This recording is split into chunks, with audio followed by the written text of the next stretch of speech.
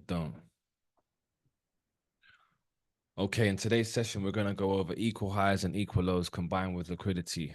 Now, Jesus, you're obviously familiar with these concepts. So, you know, the second I see that you're confident with those, we can just happily move on to the next part, okay? But essentially what I was saying to you off air is the fact that we're looking at trading from an understanding where we have to think about this from a psychological perspective. I like to call equal highs and equal lows bear traps. And the reason why I call them bear traps is because the market is run by AI. Yeah, it's AI that's moving the markets up and down. It's not me and you or hundreds of millions of Jesuses in Colombia running around buying Euro USD and it's pushing the price up. It's not that's not how it's working. It's AI because of course they're buying on behalf of banks. These guys are putting in trillions and billions of pounds into the market, which is pushing it up and down, right? So because of that, they have an automated algorithm that is trading the markets, that is moving the markets up and down. Okay. And because it's a machine, what they're trying to do is they're trying to simply put it, create traps, create false sense of security in terms of areas where people can feel safe to place their stop losses. They do that by creating what we call an equal high and an equal low. Okay. So this would be an equal high. Now, bear witness to the fact that the level of this high is different to this one. This one is slightly above, right?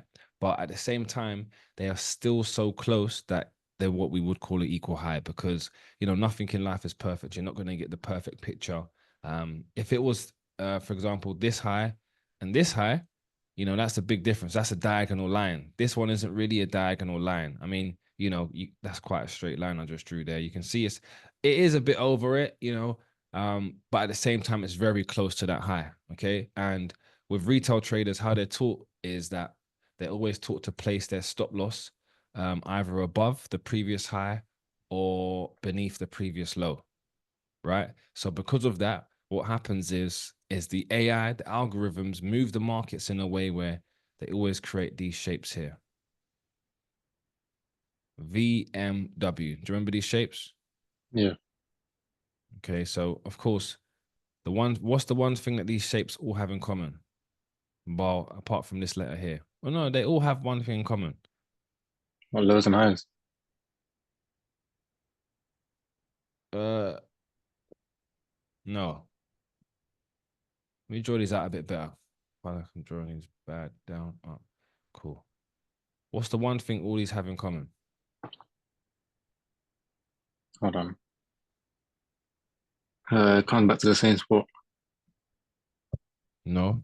Let's stay on topic for what the session is. So based on what this session, Oh, what? Equal high and equal low. yeah. So what do they all have? Equal high and equal low. They don't all have an equal low. Which letter doesn't have an equal low? Half all of them. Yeah. Out of all these letters here. The one on the left and the one in the middle. Yeah. Perfect. Okay. You know what's mad? I didn't realize I drew the same letter twice. It's meant to be VMW, but we can just add the W here. Okay. So every letter here apart from a V has an equal low. Okay. Equal low, equal low, equal low here, but they all have equal highs. Yeah. So all that says to us is that no matter which direction the market goes, it will always pull back. It's most likely that it's going to pull back because it's going to create one of these many shapes that I've drawn out here. So to show you guys as an example, if you go down, go up, you go down, you go up. Okay, this is the W shape. Okay, it doesn't really give us much, but we do have a high in there nonetheless. Of course, it is depending on how you see things. Okay, because some people could just go up, down, up. Could be an N shape there. Up, down, up. Okay, here you got a V, down, up. Here you go up, down, up, down. That's an M shape. And then you got the N shapes. Let's find another area to draw so it's not too crammed in. N shape here, down. Oh, this is a V. Let's call it a V. Down, up, down. That's the N there. Up, down, up. Find you a better one. Down, up, down, up. That's a W. Can we find another one? I mean, when we do this on the chart, when we squeeze it out, we can kind of see these shapes a lot more clearer. Down, up, right? down, up, down, here, up, down, up, here, down, up, V. So here's a V again, or M, depending on how you want to see it. So, you know, we do get a lot of these shapes taking place, okay? And despite whatever the shape is, all it is saying to us, bro, is that, hey, if you're in a trade or if you're looking at the market and the market is shooting down like what it just done here, based off of all these shapes that we've drawn, the shapes tell us that they all do what? What do they all have in common? What do they all do? Equal low. They all do equal lows, but forgetting about the equal lows for a second, because they're all pushing down, it doesn't matter if it pushes down or pushes up. Here, look, this is the W, this It is the always M. retraces. They all retrace, they all pull back. Yeah. So it doesn't matter if we see the market flying down like this, we need to have the confidence and the composure to say, hey, even though that's happened, it's going to pull back, right? It's always going to pull back. It just means that at this particular moment, we've lost out on this trade. We've missed out on this opportunity, but that it's not the last opportunity that we're going to come by. And, you know, being able to manage your emotions of feeling comfortable to say it's okay, I can catch the next one, is probably the biggest part in trading. It's not actually understanding where you can buy and where you can sell. It's the FOMO factor. It's having a look at the markets flying down like this and you realizing you could have made so much, but because you're not in the trade, you need to have the discipline to say, look, I'm not going to jump into a moving train. Let me wait for the next train to come to the station and I'll jump on it. Right. That is the hardest part, bro. And that part I can't teach you.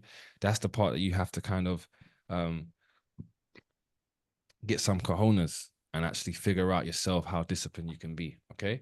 So moving past that point there now, of course, we're looking at equal highs, equal lows. Okay. So we already know straight away now, when we get two lows in the market, okay, these two, this would be an equal low. Okay, it would be. We're on a 4-hour time frame. This would be an equal low, this point and this point. The reason being because the market pushed up, then it came back down. But I'm going to look at marking out this low to this low here. Okay, it's a bigger equal low. Yeah. The wider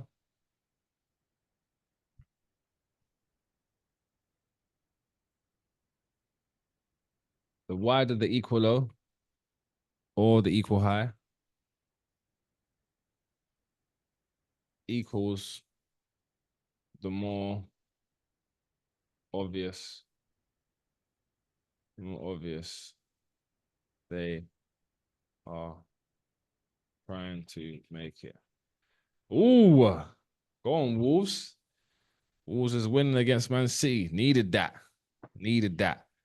But yeah, the wider the equal high or the equal low, okay, the more obvious they're trying to make it. What do I mean by that, bro? What I mean by that is, I mean, when you see it equal low like this, up, down, and there's this gap in between, the wider the gap. So if they do one like here where they go up, down, up, and then they come back here, yeah, this wouldn't be an equal low. The distance is too it's too wide, yeah. But let's just say, for example, we can look at this one here, and let's just assume this was an equal low. In fact, let me just find you a better example. There's no point me telling you about what might be, what it ain't.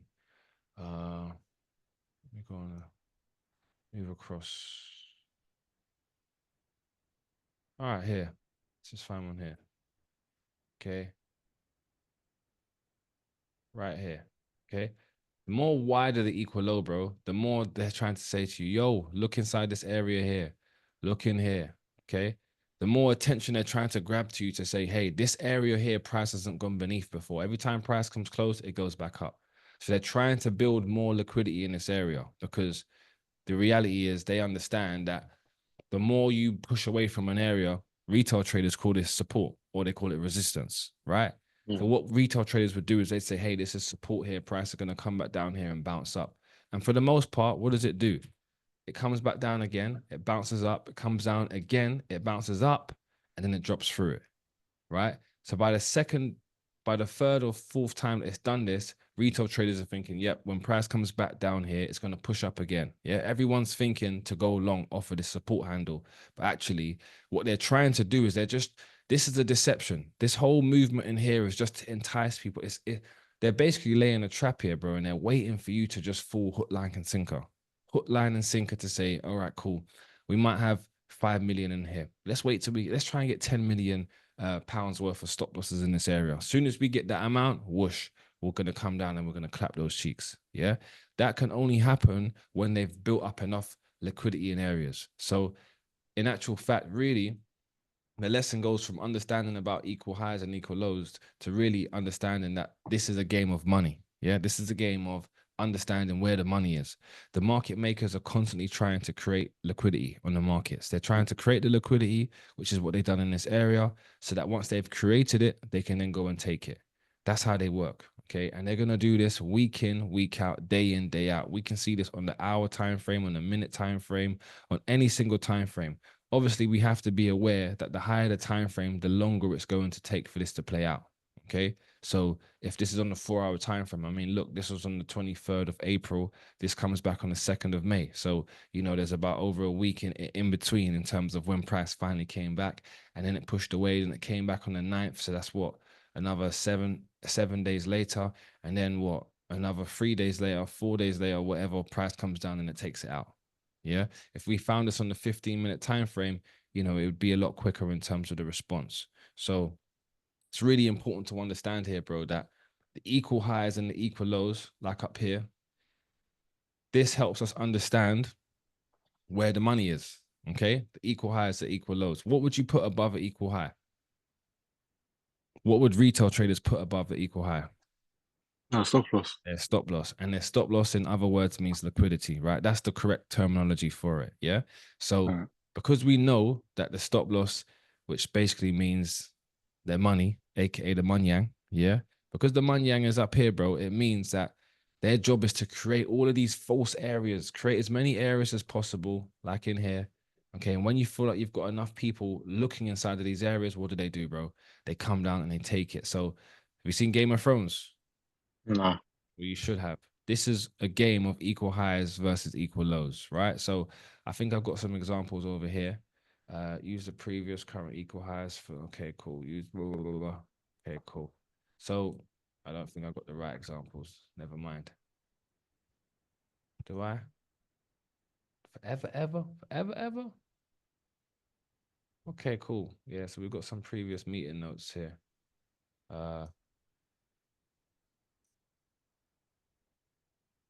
Okay. So we've got some previous notes here that we can kind of tap into. So one of the things is that if there is more equal highs than equal lows, price will most likely go up.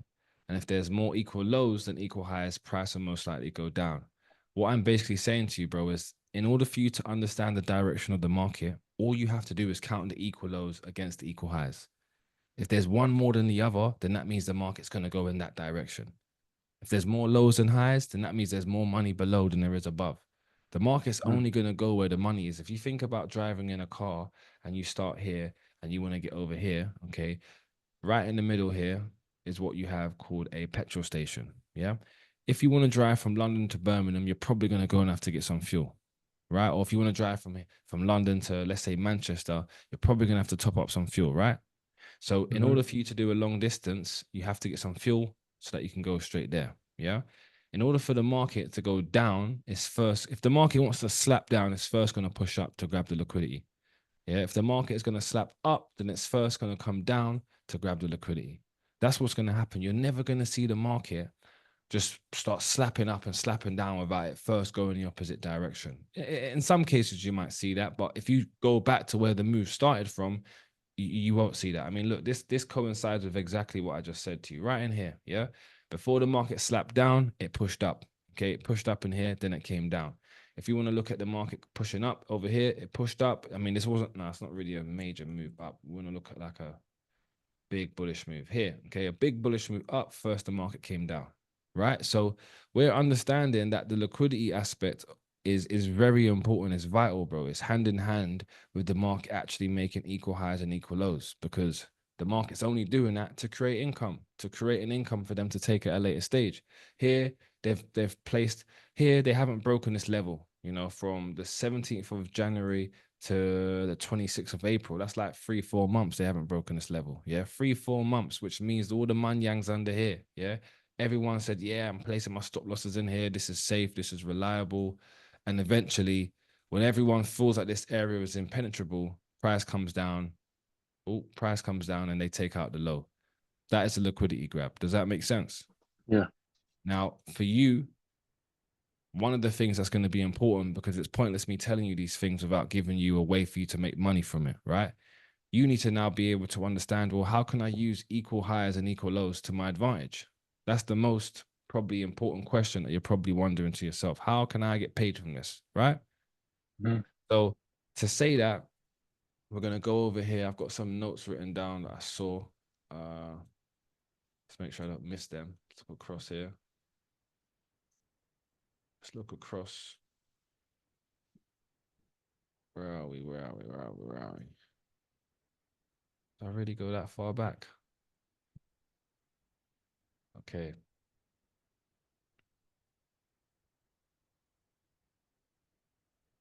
Okay. Okay, cool. So let's now first understand that if we're trying to use the equal highs and the equal lows as a reversal method in terms of us understanding that that's where the money is, we want to be buying or selling up to those areas, bro. You want to be in a trade and you want to be just like the banks, targeting those areas. So, for example, it says here, use the previous or current equal high for our take profit. Okay. Or you can use the previous equal lows or equal highs to identify profit targets. Okay. They could be valid or invalid equal highs, meaning that they may have been taken out already or not. It doesn't make a difference. So, for example, this is the equal high here. Yeah. If we was in a buy right now, let's say we was in a buy from this level here. Yeah. If we was in a buy, all we're simply saying, bro, is we want to be buying up to this level here. Okay. That's where we want to be taking profit. I don't care if price flies up like a rocket. Yeah. As soon as it gets to that area, this is our first take profit target. The next one is going to be the next equal high or the next valid equal low. Okay. Here in this area here, this was another equal low right there. There's equal high in here. So you could, this equal high and this equal low, they're fairly close to each other. So it's debatable whether or not you want to use a second take profit target to be so close. Maybe you do, maybe you don't. Maybe you have the second one really close and the third one is really far. Okay. It's totally depending on your style. Okay. But essentially, all we're trying to understand here, bro, is when we look at these previous or these current equal highs. I'll give you another example. If we're buying, okay, let's say we're buying from down here. Let's say we're buying from the bottom of our screen now. Okay, we're gonna get into a buy from here. Yeah. We get into a buy right here. The first equal high, okay, is here. That's the first one. I'm not saying we have to use that, but I'm saying that's the first equal high. The second equal high is here, right? The third one is here because, well, no, excuse me. The third one is here. Yeah. The fourth one is here. Because remember, they could be invalid or valid. It doesn't make a difference. Okay. We're just Yeah. now using previous equal highs or equal lows as take profit points for us to know, yo, when the market passes these levels, we can take some profit.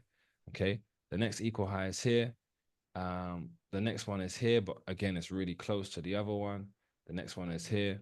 So we're really just going off of height distance. We're not trying to go off ones that are still valid. We're just going off height distance here. Okay, where's the next closest equal high or equal low, whether it's valid or invalid, I don't care. Okay, so if we're buying down here, okay, let me change the color of this so it's not confusing you. Okay, if we're buying down here and price is pushing up, should have changed that to blue, man. Okay, price is pushing up like so. This is our first take profit target. This is our second one. This is our third one. This is our fourth one. This is our fifth one. This is our sixth one. This is our seventh one. This is our eighth one. Yeah.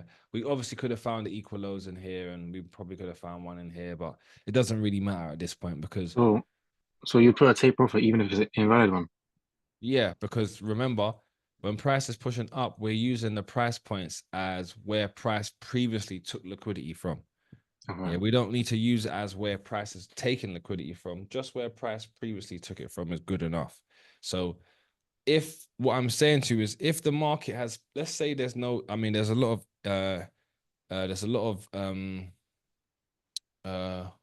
what's the word?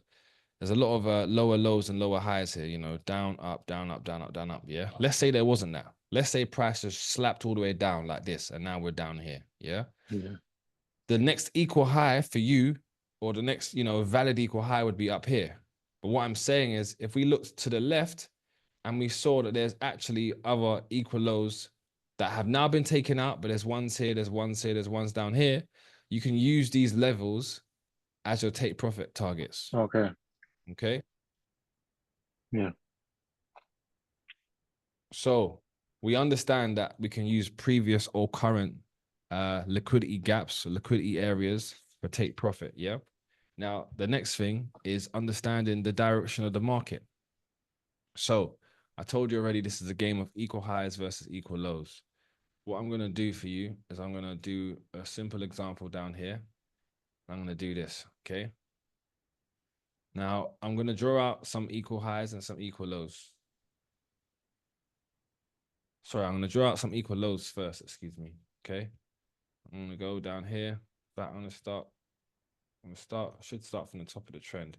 But I feel like the top is just going on and on and on and on and on. But cool. We'll start from here.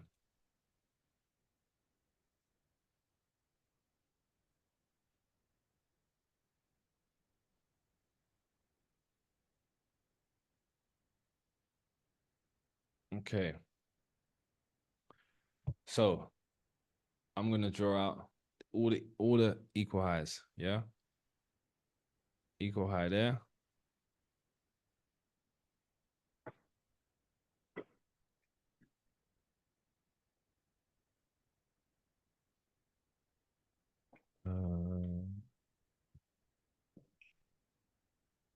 So we have one equal high with a second equal high here. We had a third equal high. Where are we? Where are we? Where are we?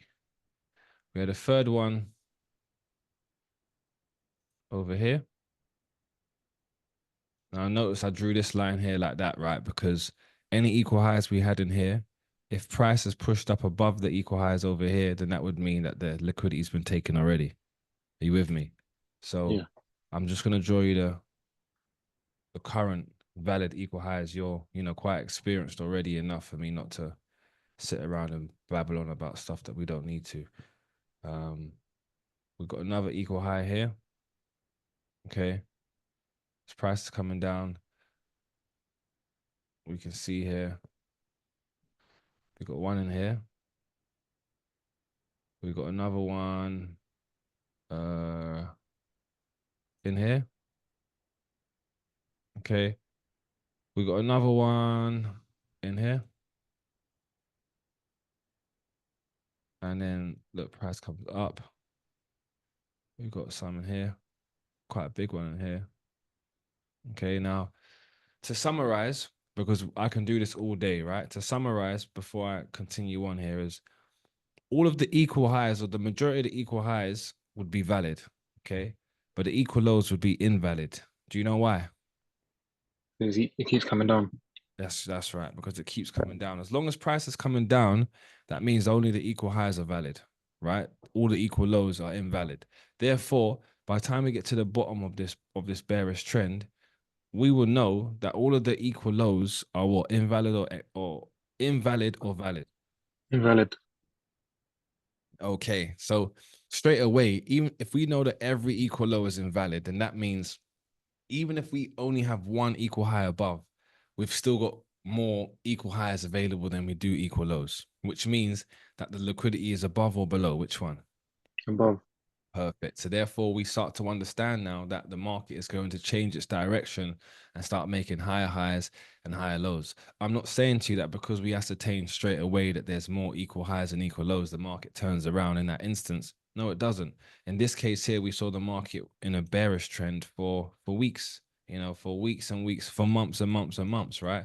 We saw it continuously dropping to the point where eventually, it probably exhausted all of the it's two things to look at here. Yeah, one, it's probably created so much money above, because you have to remember, like I told you earlier on, the market is very deceptive. They've got no problem, absolute no problem, leaving money on the table to say, hey, let's come back to that bag later. Let's create a wider equal high. I mean, look at the equal highs I was drawing out for you over here. These were getting really wide. They was getting really silly, right?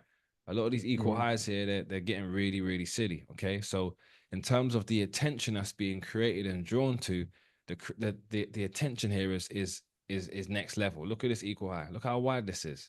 It's crazy. It's from the 29th of June to November. Okay.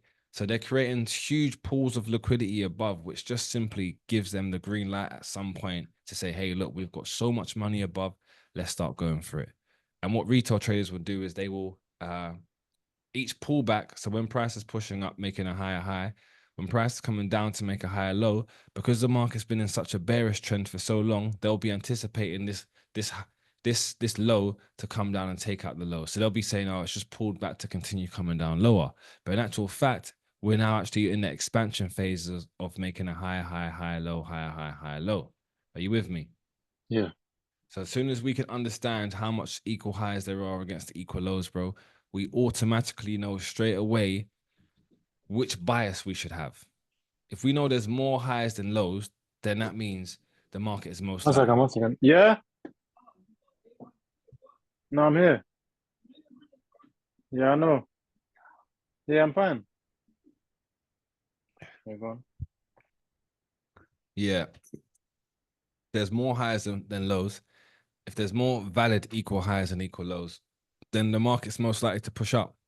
This is the simplest thing that is really forgotten about, bro, because a lot of the time people are in the charts and they're looking at what's happening in this small segment here and they're saying, okay, I see this and I see that. But hey, if we look at a picture, I mean, I'll give you a live example. Yeah. If we look at gold right now,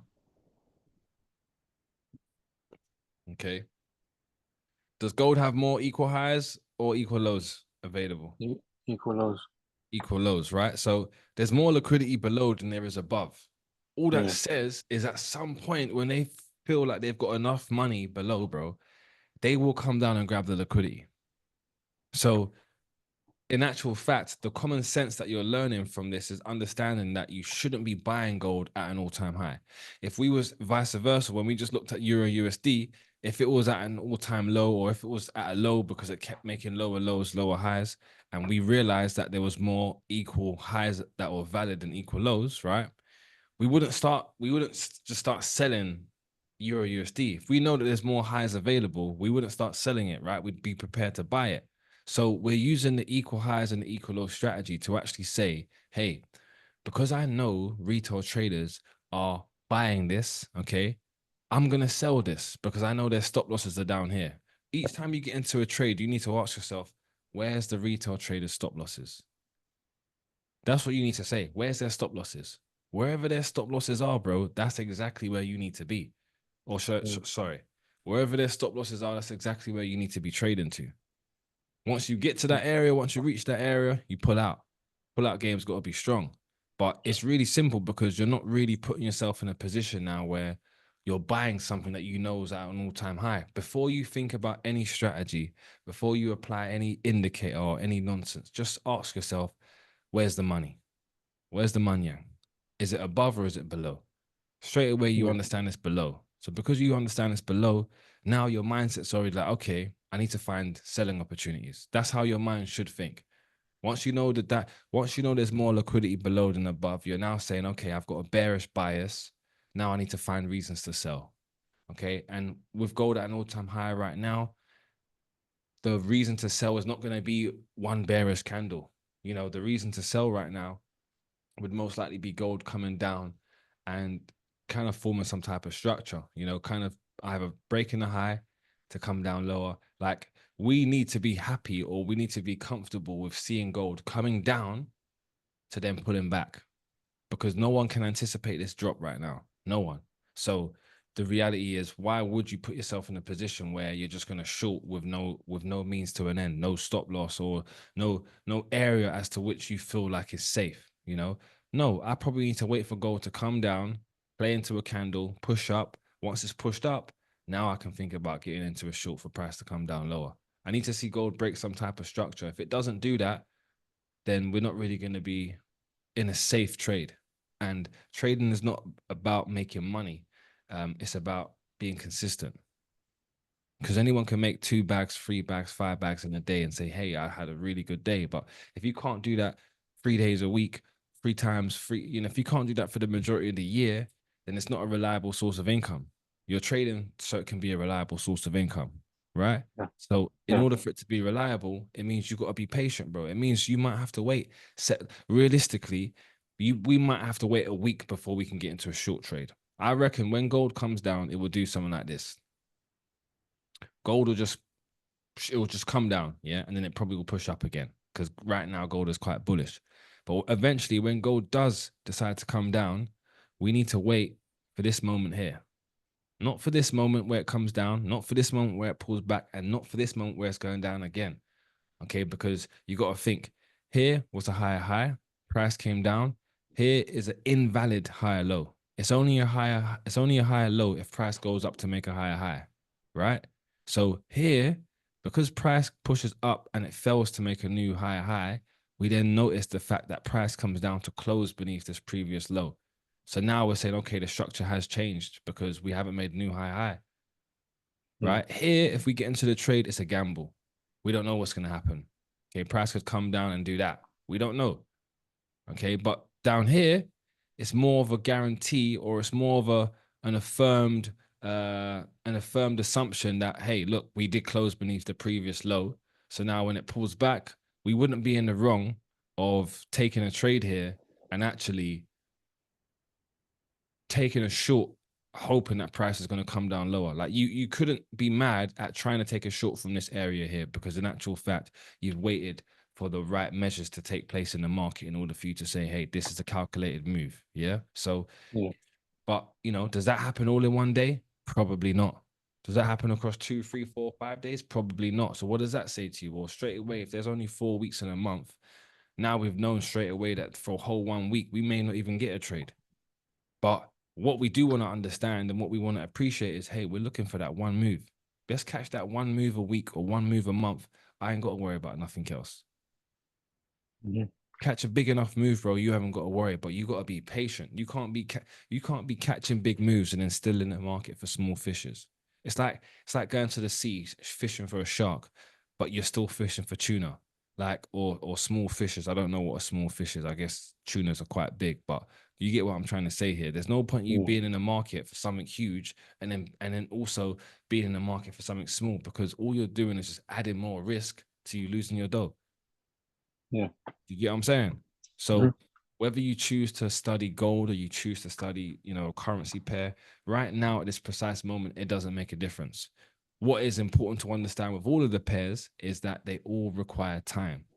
Okay, don't get me wrong. We are looking at this on the higher time frame. On the higher time frame, the picture is always different. Okay, some people are looking at gold in a 3 minute time frame and they're seeing a complete different picture. Some people are trading gold off of a 1 minute time frame. They are seeing a complete different picture. So I'm not sitting here and I'm not saying to you that you can't look at these things on a smaller time frame and see different pictures, because you can. But when we look at the higher time frame, if the higher time frame that is bullish, okay, and the lower time frame telling us that it's bearish, the lower time frame is just pulling back. It's just pulling back to continue going higher. You understand? So Yeah. I don't want you to put yourself in a position where there's a lot of traders on Instagram or on YouTube who always talk about they've got the secret sauce and all of this and all of that, but they can't show you no results, or they're showing you things on a 1 minute time frame, which don't get me wrong, the 1 minute time frame is pretty cool. Okay, you can learn a lot of everything I teach you, bro, can be used on any time frame. Equal highs, equal low, it can all be used on any time frame. Okay, but at the same time, when you're trading certain pairs like gold, which is a high risk, fast moving currency pair or fast moving commodity asset, it's something that you probably don't want to be on the wrong side of if you're not too experienced in what you're doing. So using the higher time frame, like I don't want what I'm trying to say to you is I don't want you to try and sell this on a 1 minute time frame when the higher time frame's bullish. Mhm. Because if you're selling it, what I'm trying to say is the sales better be very short lived. Don't be in no sell, getting greedy. Like I told you at the start of this session, right? The markets is driven by fear and greed. You get into a sell here, price is coming down, it's pulled back, it's coming down, it's pulled back, it's coming down, it's pulled back, it's coming down, pull back, coming down, pulls back here. You probably think it's going to continue coming lower. But no, in actual fact, now we're about to go back up, take all the equal highs above. So, so if we look at how this move took place, okay, on the left-hand side, we can look at all the previous liquidity points. Okay, we had a pocket. We had one here. Okay, I want to mark out some nice clear ones. We had another one here. We had another one here. We had one in here. Okay, we obviously have one here. Equal high here. Equal low here. Okay. I know I didn't look over here, but it doesn't really matter. The point is that we saw quite a few previous equal highs and equal lows, and the market came down and took them. And then guess what? Once the market grabbed all the liquidity that it felt like it needed, it then went up. The market just repeats the same thing over and over again. It created equal highs coming down. Okay, now it's going up to take the equal highs again. You know, and the market will just keep repeating it over and over and over again. Okay. Let's go back onto the 1 hour time frame. Do you have any questions for me, bro? No, None whatsoever. no. Okay, cool. So now I want to show you probably Bitcoin might be a bit easier just because it's got a bit more of a pattern to it as opposed to gold just being bullish. Okay. Now, when we look at equal highs and equal lows, yeah, bro, you want to do what's called a top-down analysis. You know, you start on the highest time frame. You start on the highest time frame and you work your way down to see what pictures you can see. Okay. So on a weekly time frame, we can see that we've got some equal highs in here. Okay. On a daily time frame, again, we've got some equal highs here. We've got the equal lows have kind of really been taken out. You know, this low is a lot different to this one. This one's a lot different to this one. This one's a lot different to this one. Right. So Yeah. right now, the close, and this is another question that I always want you to ask yourself: where is the closest liquidity area, the closest liquidity target? Okay, where is the Munyang? Simply put, where is the Munyang? Tell me that. Ask me that. Say that. Where's the money? Where's the Munyang? Okay, that's what we need to know. Where is the Munyang? The Munyang is above. The closest area of Munyang is above. So because the Munyang is above, bro, it just means that, hey, the market's most likely to push up first, grab the liquidity in these surrounding areas, okay, and then come down. If the market, remember I told you, if you want to drive to fucking Manchester, to Manny or 161 Manny on the map, to do that long drive, you got to come down first and go to the petrol station, right? So if the market wants to slap up or slap down, can you hear me, by the way, properly? Is the mic Yeah, cut yeah. out? No, Okay, okay. so to see the market do a crazy move downwards, we're probably going to see the market push up first and have this little wick like what we've seen here before we come down and grab the liquidity. Sorry, before we slap down and then take out the liquidity down here. Of course, all the stop losses down here. Blah blah blah blah blah. Okay, we're just seeing the same rinse and repeat thing. So even for yourself, bro, what I want you to be doing is when you go on a chart, you know, highlight, go to the past. Okay, so I'm on a daily time frame. I'm gonna go as far back left as I can as possible. Okay. I mean, Bitcoin's not really the best chart to show you this. Let's do this pair here. Okay, this one's already got markings on it. Let's do USD JPY. It's got markings. Euro's a D. Cha. Everyone's got markings, boy. Markings everywhere, boy. All right, cool. So, you know, we go back and let's say we start from, okay, here. And we just want to start marking out equal highs, equal lows. We're on a daily time frame here. We can tell that the higher the time frame, the longer it's going to take for price to play out. The longer it's taken, okay? Look, you draw out equal low here, 2007, 2008 price comes back, yeah? Here, 2006, 2008 price comes back. So it's not, they're not quick, you know? They're not quick. They're not always quick. They sometimes can take some time. I'm showing you this because you need to understand that the higher the time frame, the longer you have to expect price to take to play out. Sometimes it can be quick. There was the equal low here, price pushed up, came down, took it out, made another low down here, right? Sometimes it can be quick. Sometimes it can be long. If you go on a 15-minute time frame, however, And then let's say we go back to let's say just we go here, man. Just go anywhere random. Okay. All right, cool. Okay, here we can very noticeably see that there's obviously a mad equal high right in here. Yeah. So when we play this out, or we can buy actually. That's pretty cool. We can buy it. We buy it there. I mean, really, we should have bought it from below. How do I play this out? Why is it not moving? Here we are. Okay, so the liquidity's been taken, so price should just come down from there. Okay, but look, even in this process, bro, we're still creating more liquidity. This blue level here, this is the liquidity level. Yeah, I'm gonna change this blue color to pink because I know you like pink. Yeah, change it to pink, right? So look, eventually, bro, price is gonna slap through that area because what it's doing is it's building so much money, so much money around this area, bro, that people are saying, hey, price is not breaking above this area. I'm gonna place my stop loss. I'm gonna place my stop loss above this area. It doesn't mean I'm gonna place it bang on the purple line or the pink line for you. Sorry, they might place it here, they might place it there, they might place it there, they might place it there. We don't know, but the market makers do. They know what number it is on the price dial exactly that. They know exactly where all the money is. They know if it's at 1.09040. They know if it's at 1.09045. They know exactly where it is. And of course, not everyone places their stop loss pro on the exact same number. Do you get it? So you've probably got about 100 range, you could say, from 1.091 thousand to, so look, from this number here, 1.09 thousand right here. Yeah, from that number here to about here, 109,130. Between this range here is where they've probably got 50 billion, 50 million, 50 billion pounds worth of stop losses.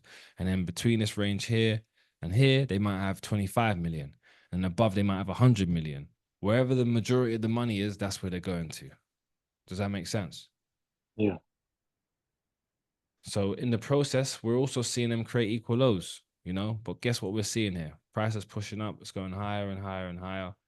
I don't even know how much money I bought on this here. I don't even know how this works. Quantity. I say I bought. Okay, cool. So now price is pushing up. Okay, we made an equal low in here. Price here created the low, pushed up, came down. Okay, liquidity grab. Okay, here. I mean, I don't even know how this thing works because this ain't showing us no dough, bro. It's showing us fucking 9 fucking Kiwi dollars, fam.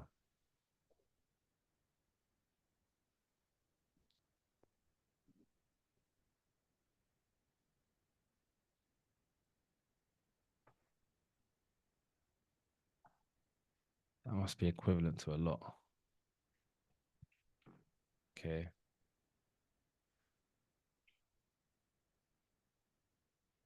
All right, now we're seeing some money. Okay. Cool. So anyway, okay, this thing, I'm just playing around with it. It doesn't really make a difference. The point, what I'm really saying to you here is, again, we see the equal lows inside of here. We see the equal highs inside of here. The market is just doing the same thing over and over. And we're on a 15-minute time frame. Look, equal high here. Guarantee the market will come up and take that at some point. There you go. Equal high grab. Then it pushed down and it came up. Took out this equal high here. Then it slapped down. Yeah. We're always seeing the same things happen. Equal high in here. Equal low in here. Okay. The market is doing the same shit over and over and over again. Equal low here. It will come down and take that eventually. Equal high up here. Okay. It's always doing the same stuff, bro, over and over and over again, capturing people's attention, capturing people's hearts, capturing people's pockets. Equal low here, pushes up. That liquidity grab here with that spike comes down. Here again with a spike, then it pushes up. It will do the same shit over and over and over again. So we don't have to really. Let's move this out of the way, man. This thing is just sneaky. Hold on. We don't. What's the paintbrush tool? I need to figure out how that thing works there. Don't really know. Do you want to exit bar replay mode? Yeah, we don't need to play that. So what we can understand now is that what we're seeing taking place, bro, all the time is equal highs being manipulated or equal highs being placed as a track. Like, I want you to think about this. let's say I'm walking, yeah. If I'm walking down the road and I'm trying to catch a mouse, yeah, I'm dropping Mm-hmm. crumbs. You hear me? Yeah. Dropping crumbs, I'm dropping, and I'm basically trying to lead you on to say, hey, come with me, come with me, come with me. And then eventually I'm leading you to the mouse trap or to the bear Yeah. trap. And then that's when I'm taking your money. That's when I'm hitting your stop loss. That's exactly what these guys are doing here, my boy.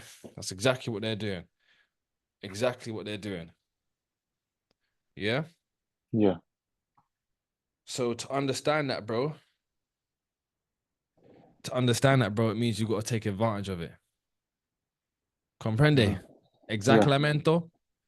Yes. Exactamente. Yeah. So listen, with that being said, you have to just practice the smallest things first, bro. Like when I first got into trading, bro, it wasn't like I was given these signs. To me, I was like really just losing bread, bro, because no one was showing me the right things that I needed to see. Everyone was just showing me use this RSI indicator. It's going to tell you when to buy. Use this. It's going to tell you when to sell. No one was telling me, hey, look, if I can figure out the direction of the market, I'm halfway there. If I can figure out the bias, I'm halfway there. Now I don't need to get into a FOMO when, for example, if I know the market's bearish, but I see it flying up, bro, the old me would look to buy on a pullback. That's what I'd be doing. But if I know the market's bearish, I'm waiting to sell. Sometimes people say, yeah, but if you're waiting to sell up here, then why don't you just buy up to there? Because I don't know it's going to get there, bro. I don't know. And I don't have any analysis to support price going up there. Sorry, I don't have any analysis to support a reason for me to buy it from where it currently is. I don't know if it's going to come up, come down, and then go up. I don't know. All I know is actually up here, I've got a reason to sell from. Do you understand? So Yeah. I don't use the equal highs and equal lows as areas to get into a trade because let's say this is a let's clear this. Let's clear this off. Let's say there's an equal low. Let's say there's an equal low right here, yeah? Right down here, yeah? Some people Mm-hmm. say, okay, cool. So when it comes here, why don't you just buy it, hoping that price goes up because you know that they're gonna come down to take the liquidity, right? Well, Mm-hmm. price could come down, take the liquidity, give a tiny pullback, and then keep going for the next areas of liquidity. Do you get it? So I'm not going to Yeah. use that equal high or equal low as a reason to get in the market. I'm going to use that as a reason to exit the market. This is the most important lesson that I could teach you because actually this helps you understand where to get out. A lot of the times people are in trades, they don't know how long they're in the trade for. They just pick a number. Oh, I want 50 pips. I want 100 pips. Or I want £100. I want £1,000. But you might have gone past all your previous or all the closest liquidity areas for you to get out of the market that now you're in a trade where it's not going your way because you had a chance and you didn't take it. Sometimes you might be in a trade, right? And it goes up and it makes you a lot of money, then it comes back down. Yeah. Has that happened to Mm-hmm. you before? I've never done it properly on myself, so Okay, cool. So that's good to hear that you haven't made that mistake, but it also just means that you have to look out for that. Okay. What will happen is price will come past your previous areas. One here. I mean, I've shown it to you on the charts before. I can show it to you again. Let's show it on a better pair. You know, uh, let's say down here. Okay, price came down. This is a classic example, perfect one. Price has come down all the way down here. Yeah, but then eventually price is pushed back here to the point where eventually price is back where it fucking dropped from. Yeah, yeah. when price got down here, traders were still hoping for price to continue pushing lower. They got greedy. They wasn't thinking about the bigger picture. They was only thinking about their pockets, right? So they probably had £1,000 on the table worth of profit here. Yeah.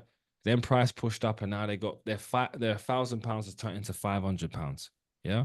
So because they already missed out on their previous areas of liquidity, which was obviously reasons why price came as low as this, they're now just winging it. They're not really having a sense of direction to know when do I get in, when do I get out. They're just in it, hoping for the best. This is the Yeah. reason why you'll end up in trades where you've held it for too long because you've gone past your checkpoint where you should have checked out, but you checked in, you stayed in, and now you've lost half your dough. Right. So for yourself, bro, there's three pairs that I want you to just mark out on your charts. Yeah. Don't have any more pairs on there. I want you to have Euro USD. Yeah.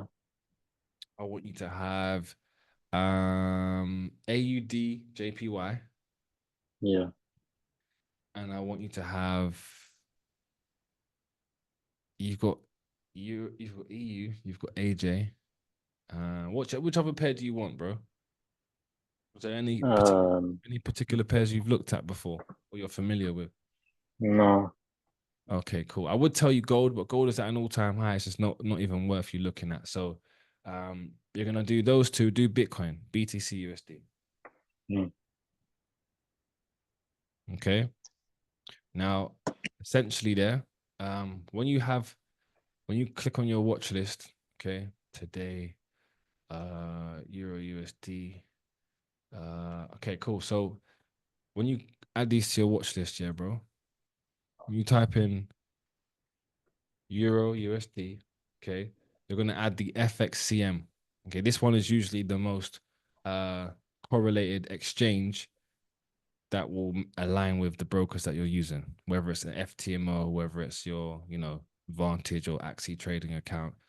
FXCM are usually the brokers that give you the closest readings to the ones on your MT4 screen. Okay. So FXCM for currency, and then for commodities, you'll use Oanda. So for Bitcoin, I'm not actually using Oanda. For Bitcoin, I'm using, got two here, Bitstamp and Coinbase. Coinbase is not the one that I would recommend, though. I would recommend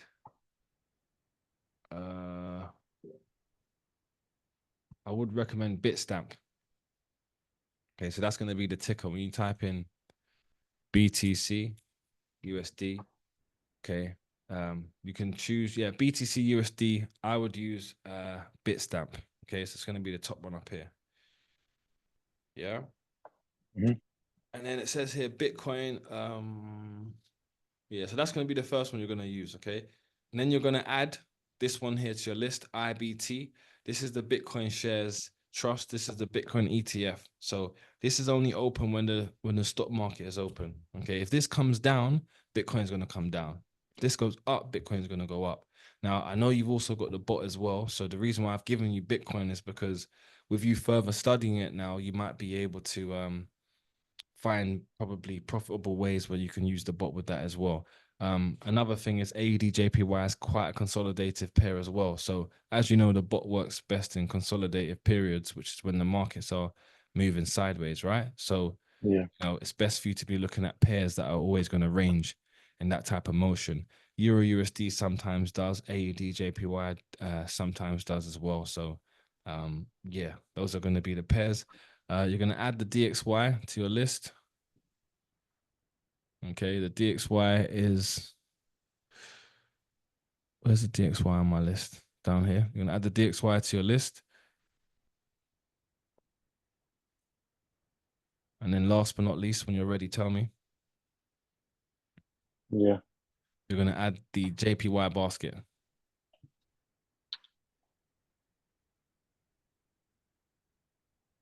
Mm-hmm. Okay. Now, once you add these to your list, these are going to work like your indicators. Sorry, these are going to work like your indexes for those particular currencies. So the DXY, as you know, is the dollar strength indicator. Yeah. If that's down, the dollar's weak. The same with the Japanese yen basket. If this is down, the Japanese yen is weak. Therefore, Euro JPY would be bullish. AUD JPY would be bullish. USD JPY would be bullish. If this was up, if this was bullish, the JPY basket, if this went up, then that would mean AJ would be bearish, EJ would be bearish, and UJ would be bearish. Does that make sense? Yeah. Okay, now naturally, like the DXY, you're going to have some currencies that are more connected or more correlated to the direction of the dollar strength. So, for example, you've got, AUD USD, GBP USD, Euro USD, NZD USD, just to name a few, right? So you're only looking at Euro USD. The reason being is because Euro USD is the closest correlated currency to the DXY. So usually if the DXY flies up, Euro USD will come down. But GBP USD won't always respond to what the DXY is doing, and AUD USD won't always respond. Okay. Also as well, on the flip side, the JPY basket, you've got AUD JPY, you've got Euro JPY. Euro JPY tends to be the best correlated pair to JPY, to the JPY basket. So I'm gonna get you to look at Euro JPY instead of No, I'm gonna get you to I'm gonna get you to look at Euro JPY instead of AUD JPY. Don't want to give you too many currencies to look at. So if you've got the euro, then that means you're looking at the European news. And then if you've got USD, it means you're only looking at two. You're looking at the dollar and you're looking at the euro, central bank. Okay. Oh, All right, cool. So that is the end of today's session, bro. Before I stop the recording, do you have any questions? what time frame do you personally look at the most? So I always look at the daily time frame because I like to understand, like, for example, tomorrow's going to be Monday, right? I like to Yeah. understand what's happening on the bigger time frame. So, of course, if the bigger time frame is telling me that we're bearish, okay, if I look at this whole picture here, nothing inside of this picture here tells me that we're bullish. I see two highs failed, which is probably liquidity grabs, okay? I see an equal low down here. It's a bad draw in there. I see an equal low here. That's another bad drawing. I see equal low here. I see price closing beneath the equal low. I see a little pullback. I see little equal highs inside of this area here. But, you know, in terms of what I see right now, I kind of see price being more bearish than bullish. So because I see that, now that helps me say, okay, cool, let me go into the 4 hour. On the 4 hour, where could I sell from? Well, if price actually pushed up and took out this the liquidity in this area, then I would look to see for bearish signs to sell, but I'd also be aware that, hey, price could also push up and go inside of this area and then sell from here. So I used the daily and the weekly time frame to start the week to say, hey, where are we? Where are we at the start of the week and where are we coming towards the end of the week? Right? Mm. If on the weekly time frame, you can see here, let me just remove these drawings. Where's the rubber? The rubber dub dub and the scrub tub tub. All right, cool. Yeah, mira. Cool. So look, you can see here, yeah, bro. The weekly time frame was showing me that we're bearish. Okay, we had a high, high low, high. Price came down, took out this high low, right? So the weekly time frame is going to set me up to say, hey, look, this week we're probably going to be bearish, but obviously the week has 5 days in it. So how we start is not necessarily how we're going to finish. We might start bullish but end off bearish. So I will always look at the weekly to show me what's the picture I'm looking at. Okay, I'm looking at probably price coming down to here to this green level here. Okay, then I go Mm. into the daily, like, well, what's the daily showing me? Daily shows me that there's some imbalance above. Daily shows me if I use the Fibonacci from high to low, the pullback needs to be around this area here. So I need price to come up a bit. I go into the 4 hour time frame and I say, well, what's happening here? Where's the space? Where's the money? Where's the man yang? Where is the man yang? Tell me. Where's the money? Where's the man yang? That's all I'm constantly asking myself. And then, of course, if I feel like I can find a trading opportunity, I'm always going to take a trade off of a smaller time frame to get the best entry. But honestly, bro, because I work for myself, I have time to look at this. If I didn't have time to look at this, then I wouldn't probably. To be fair, if you've got time to be on the charts, you're going to trade off a smaller time frame. And if you want something where it's more like you can set and forget, look at the market, see how it's lining up, then go about my day, then you kind of want to use the higher time frames because Mm. you can't be checking the charts every 2 minutes, every 2 minutes. But that's also where you would set alerts. If I set a price alert here, okay, and I put on here, I put JPY basket equal high, yeah, taken out. I now no longer need to look at this chart ever again until that alert gets hit. And when it gets hit, it's going to get notified on my phone and my trading view. And then once I know that it's got hit, I'm in the game. I've got to pay attention to what's going on. But I'm never going to put myself in a position where I'm just sitting around waiting for something. I set an alert, make your job easier. Does that make sense? So to answer your question, bro, the time frames that I look at every time frame because I want to know the picture, what's happening on each time frame. If the Right. daily's looking bearish and we're coming towards the end of the day, I'm not going to be caught up in no buy. Doesn't make sense. Do you get Yeah. what I'm saying? Mm-hmm. If the hour time frame is bullish, but I'm trading off of the 15 minutes and we're 5 minutes to the ending of the hour candle, I'm not going to be caught up in no sell. Do you understand? Yeah. So yeah, any other questions? No, that's it. You sure? Mm-hmm. No maths? No maths. Okay, cool. So yeah, so for your homework, I just want you to apply yourself, bro. I want you to mark out some equal highs, some equal lows on those three pairs that I've given you. Mark out valid and invalid equal highs and equal lows, just so that you can feel how the market's moving. The job is not for you to do this to please me. It's for you to see how does the market respond to equal highs off of the 4 hour time frame or for the 1 hour time frame. Of course, you're involved in the community that allows you to kind of see how the bot's working, but it would probably be good if you could understand how you how you could profit off of trades without using a bot. Do you get what I'm saying? Yeah, Maybe the way how you want to learn how to trade, bro, is by just trying to find the biggest moves taking place. Okay, the bots. How are you still using the bot now? yeah, I'm actually using it right now on How's it going? Bitcoin, but it How's it hasn't been failed going? me on any weekend, so it's been doing well. Okay, so you're But I good. haven't used it for gold in a while. Yeah, gold is too risky, man. It's too high.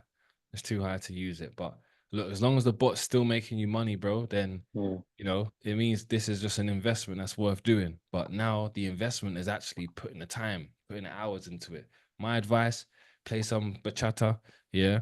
Sit down there on your computer, go through the charts, and just have a look at how the markets is moving. Because eventually, bro, you'll get that light bulb moment where you're like, I see it. I actually understand more about this pair. Most yeah, people go wrong because they look at 5, 7 different pairs. But each pair you look at, you've got to be in tune with their economic news. So that's why I said just stick with Euro and stick with USD, because Euro JPY means you're looking at the Euro news because you're looking at the Euro USD anyway. And then the Japanese yen, well, I've given you the Japanese yen basket to to help you. But it means you're not really focused on too much different currencies, too much different economies either. Okay. mm, But yeah, cool, bro. That's it. Thank you for sticking around. Oh, I might yeah. I might upload this video still. This might be the first free video that I upload and give to people. So yeah, I'm sure they're gonna drop in the comment sections how handsome this cabron looks. So yeah, Not underlay. right now, bro. I'm rough right now. Yeah, underlay. What do you want to say to the people? I don't know, bro. Get involved. Yeah, yeah, my boy. Cool. Let me stop the recording.